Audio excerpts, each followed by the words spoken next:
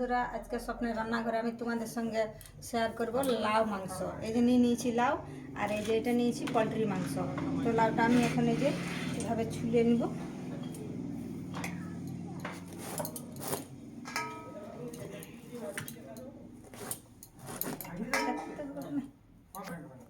Grade করে নিয়ে এভাবে সিদ্ধ করে নিয়েছি কুকারে। এই যে মাংসকে নুন, হলুদ, টমেটো দিয়ে মাখানো আছে।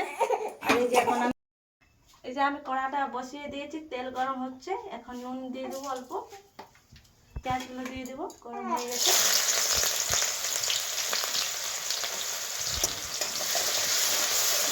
পেঁয়াজগুলো আমি লাল লাল করে ভেজে নেব। গোটা গরম মশলা দিয়ে দেবো।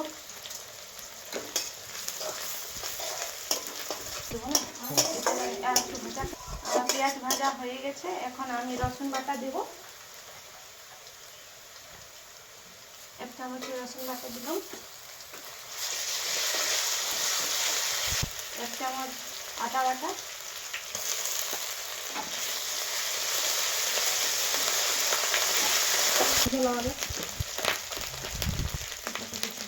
1 চামচ লঙ্কা বাটা,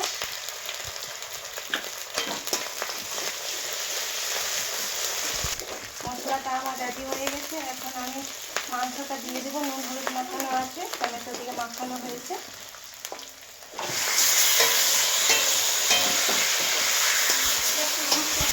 মাংসটা আমি ভালোভাবে মাখিয়ে নেবো। ভালোভাবে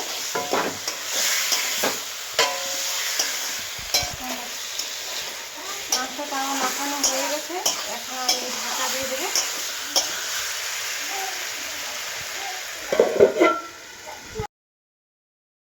এখন আমি ঢাকাটা খুলে দেখবো কীরকম কী হয়েছে।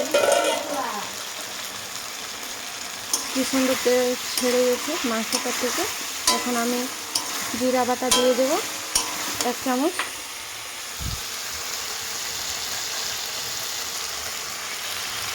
জিরা বাটা,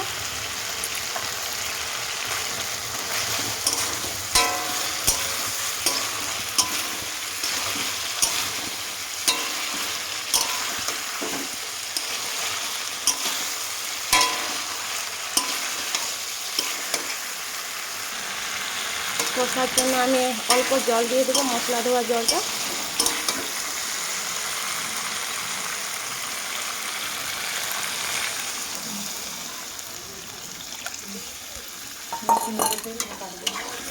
এখন ভালোভাবে নেড়ে চেড়ে আমি ঢাকা দিয়ে দেবো।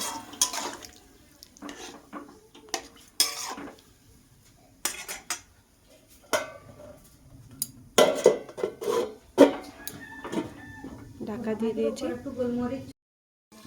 এখন আমি ঢাকাটা খুলে নেব, দেখবো আমার কষা হয়েছে কিনা। কি সুন্দর কষা হয়ে গেছে। এবার আমি লাউটা দিয়ে দেবো।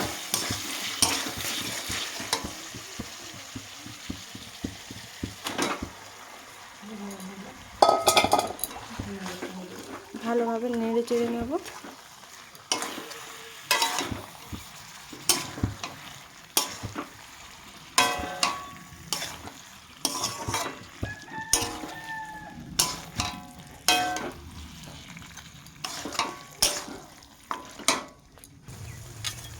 লাউটা আমার মাংসের সঙ্গে কষানো হয়ে গেছে। এবার আমি অল্প জল দেব।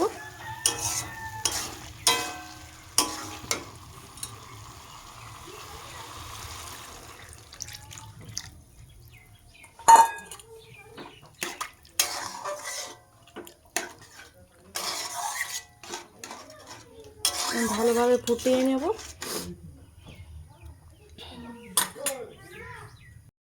আমার মনে হয় নুনটা কম হয়েছে, আগে কম দিয়েছি, এখন অল্প নুন দিয়ে দেব।